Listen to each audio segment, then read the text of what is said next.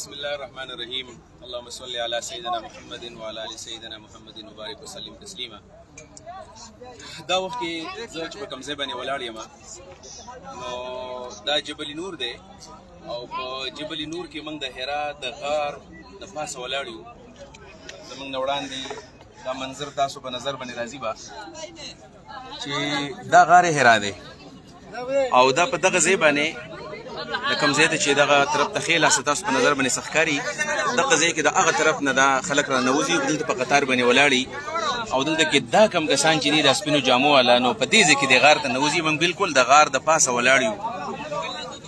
زما خو شوق دا و چې موږ به دې غار ته دننه لاړ شو او په دې غار کې به دننه ستاسو سره معلومات به شریکو د دې واقعاتو او د حالاتو به تاسو خبرو.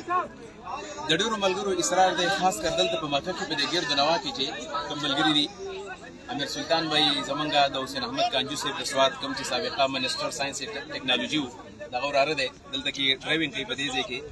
داسې ملګري ډېر زیات دي چې کوم خلک د پاکستان راځي او دی ګرځي هلته دوی وایي چې دلته کې مختلف معلومات راځي چې خلک نه دي خبر چې دا ځای تاریخي دی که نه دی د دې په اسلام کې اهمیت شته او که نشته. نو زه چې کله ځم نو د دې په خواهش باندې یو ځای کې ویډیو کوم. زما خپل داسې څه خواهش نشته دی ځکه زه خپله باندې رالم ما حالات وکتل.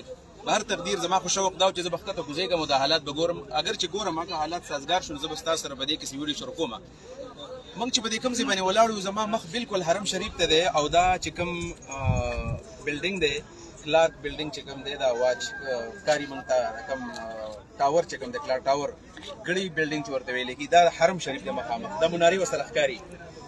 موږ په دې ځای کې چې ولاړ یو نو دا چم جبل نور دا د دغه حرم شریف نه په 4 کیلومتر کې واقع دی. زمونږ نه زه چې کوم طرف ته زما مخ دی دا طایف روډ دی. د طایف په روډ باندې 4 کیلومتر کې د حرم نه دا ځای واقع دی. بیا چې کله سړی د طایف د روډ نه بر راخیږي نو ما په خپل پیډامیټر په دې موبایل باندې ان کړی چې زه وګورم چې دا څومره سټیپس دي قدمونه ښودلی کېږي. تقریبا 3000 یعنې 3400 پلس سټیپس دي چې سړی کله پیدل راخیږي د روډ نه دلته لګي. دا کوم غر چې د دې په اسلام کې څه اهمیت دی نو دا د توحید اولنی مرکز دی. دا هغه ځای دی چې په دې ځای کې جناب محمد رسول الله صلی الله علیه وسلم باندې لومبۍ وحی راغلی ده. سیدنا جبریل علیه الصلاة والسلام دې ځای ته راغلی دی. کوم چې د بخاري شریف واقعه ده او کوم اتنټیک سورس دی د اسلام زه د هغې په حوالې دا خبره کوم ریفرنس د هغې دی چې مور بیبي حضرت عایشه صدیقه رضی الله تعالی عنها فرمایي چې کله نبی علیه الصلاة والسلام د بچپن د حالات د مکې په دې معاشره کې کله تیر کړل. د مکې په دې معاشره کې دې ځکه حالات څو نو هغه حالاتو زه خبر ځکه نه کوم چې هغه حالاتو باندې خبره بیا اوږدېږي. هغه حالات دا چې خلکو خپلې لوریانې ژوندۍ ښخولې په دې ځای کې خلکو د کعبې نه لغړ طوافونه کړي دي. په معمولي خبرو باندې خلکو جګړې کولې. په دې وجه باندې رسول الله صلی الله علیه وسلم 610 هجري ځکه 571 د نبی علیه السلام عیسوي دا دغه پیدایش دی او 610 دا د نبی علیه الصلاة والسلام د نبوت کال دی.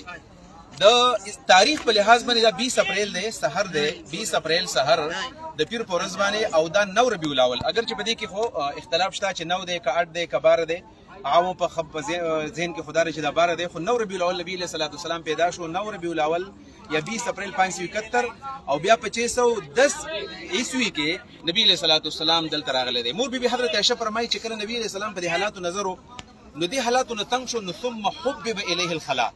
نبی علیه الصلاة والسلام ته خلوت محبوب شو. نبی علیه السلام شوق دا چې زه یو ځان له دې کې کېنم او زه د دې حالاتو د چینج کولو د دې حالاتو د سازګار جوړولو لپاره څه خدمت وکم. دې ځای کې بعضې خلک دا خبره غلطه کوي چې نبی علیه الصلاة والسلام په دې غار کې د الله د معرفت دپاره ناست چې الله یې پېژندو.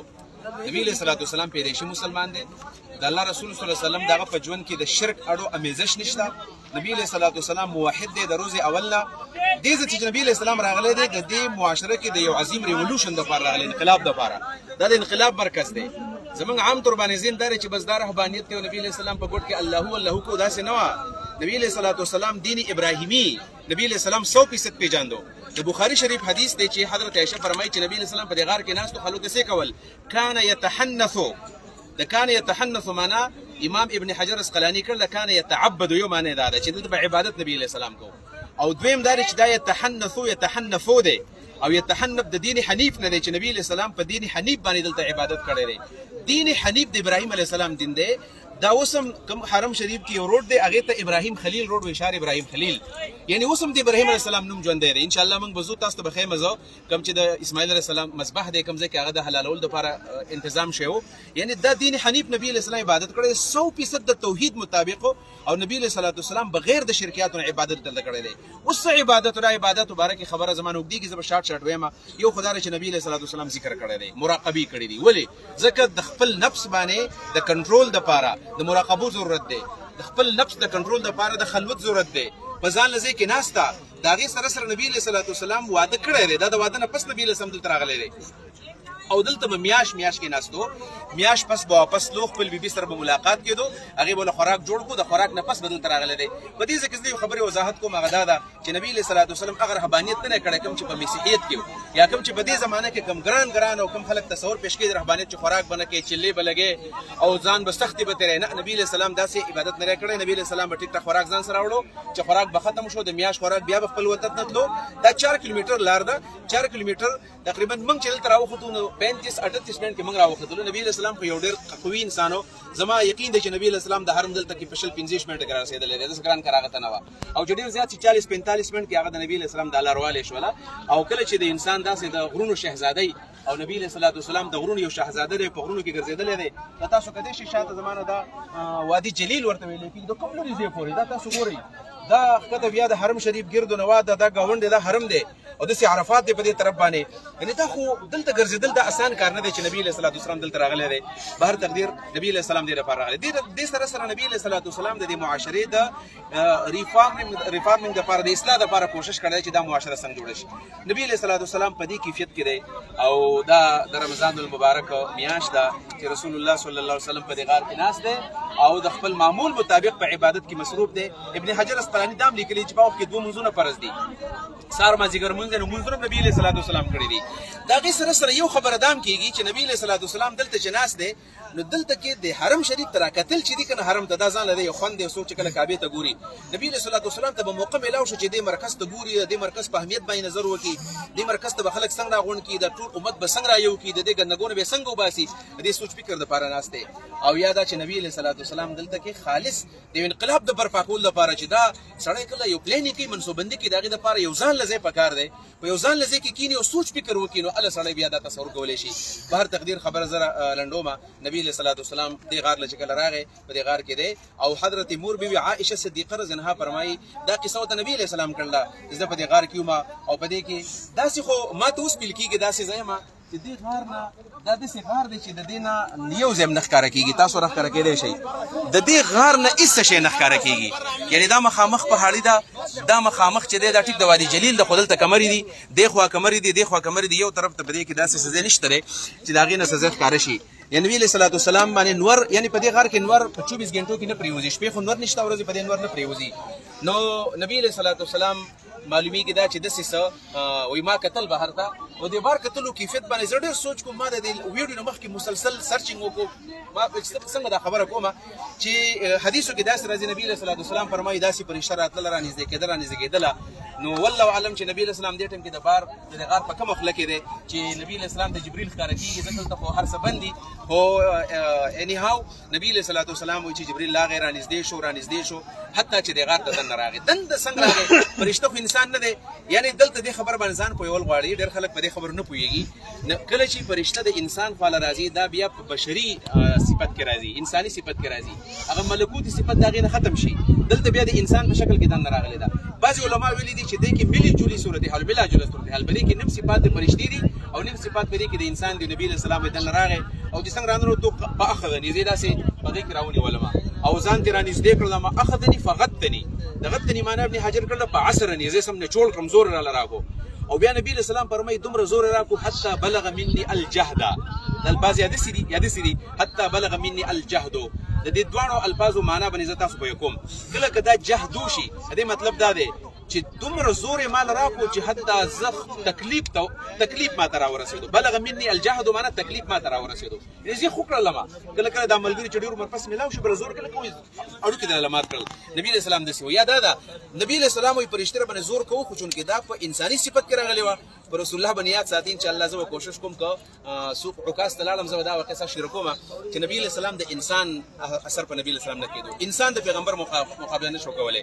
بیا الفاظ دا دي حتی بلغ مني الجهد چې زو چې بلغ یعنی جبريل زما په مقابله کې خپل انتها ته ورسېدو، یعنی خپل زور را باندې ختم کو، نور زور په ما باندې رسېدو.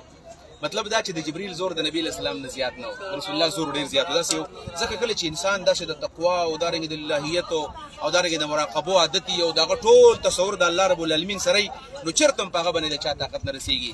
نبی علیه الصلاة والسلام فرمایي په دې ځای کې چې کله زه پرېښودلم ماته وایي چې اقرا په دې زور، ما چې ما نه بېقاري زه څه ووایم، زه خو نه شم لوستی. ځکه نبی علیه السلام داسې څه مدرسه خو نه وه، سکول کالج یونیورسټي نه وه. بیا یې ونیولم پرېښودلم، بیا یې ونیولم، وایي بیا راته وویل چې اقرا. ما ویل نه شم لوستی، ما نه بېقارئین.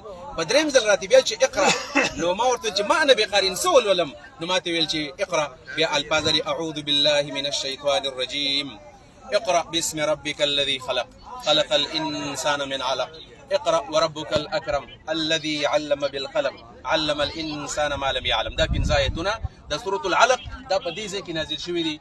دا زمونږ خوش قسمتي ده چې الله رب العالمین دې ځای ته موږ راوستي یو او په دې ځای باندې موږ ولاړو. دا هغه مبارک ځای دی، هغه مبارک ځای دی چې په دې ځای کې جبريل علیه الصلاة والسلام د قرآن آغاز په دې شوی دی.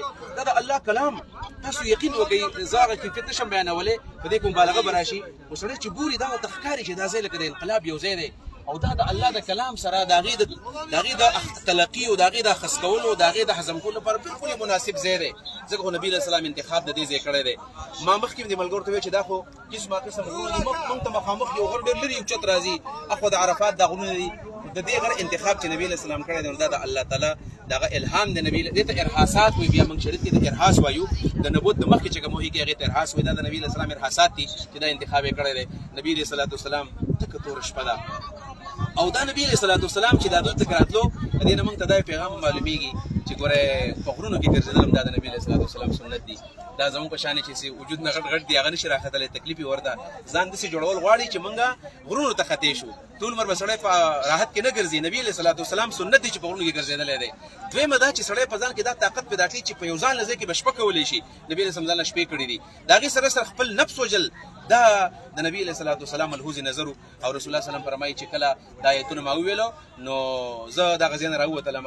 دا 4 کیلومتر لار دا تکه توره تېره ده، یعنې اوس هم دلته کې نږدې د دې تقریبا د 3500 سټپس په فاصله کې زموږ ته کورونه شته، خو دلته نږدې کورونه شته. په هغه زمانه کې زما یقین دی چې دا بادیانې به نه وي، یقینا نه وي دا بادیانې صرف په هغه ځای کې 4 کیلومتر په لرې ځای کې وي. او په دې کې نبي علیه السلام یوازې دی، تنې تنها دی. دا څومره ګران کار و. او بیا فرشته راغلی ده او نبي علیه السلام له غېږ ورکړې ده. رسول الله صلی الله علیه وسلم د دې ځای نه بیا لاړو او فرجع النبي عليه السلام وبشو يرجف فؤاده یا يرجف بوادره. رسول الله دا رسول الله دا ولي دار پیدل او لاړو نبی علیه الصلاة والسلام خپل کور ته. حضرت خدیجه را پاسوله او ورته ویل چې زملوني ما په صادر کې بند کا او ورته ویلې نو ورته ویل لقد خشیت علی نفسي، زه په ځان یېرېدلی یم. دلته یو سوال دی چې دا بعضې خلک کوي چې نبی علیه الصلاة والسلام نو خبر و چې زه په ځان یېرېدلی یم. نه چې دا خبره غلطه ده.